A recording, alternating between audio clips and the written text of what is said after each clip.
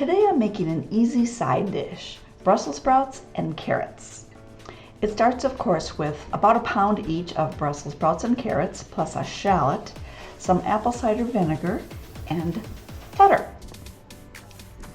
The shallot you can either chop or slice thin. I decided to slice it thin today. And then the Brussels sprouts, you remove the stem, of course. And then I have really two different sizes here. So the small Brussels sprouts I'm just going to cut in half. And then the larger ones I'm going to cut probably all in fourths, just to get the sizes about the same size. The carrots I'm going to cut in chunks, about a ½ inch or so each chunk. And then you can see the veggies are ready to go, so we'll start cooking some butter in the pan and start with the shallot and just cook this for a minute or two to soften it up. Then we can add our other vegetables. These will cook here. You'll stir them every once in a while for about 3 to 4 minutes so they start to soften and maybe brown a little bit on the edges.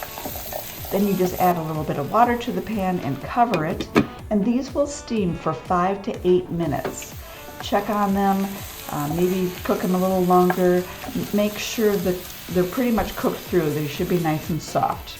Then you turn off the heat, add a little bit of butter, and now some apple cider vinegar.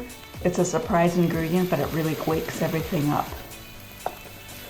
Give this a nice stir. Again, the heat is off, so just stir it enough to melt the butter and distribute the flavor of that apple cider vinegar.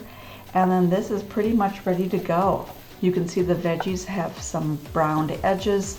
They're soft and full of flavor. I really hope you give this a try, because if you do, I know you will love it.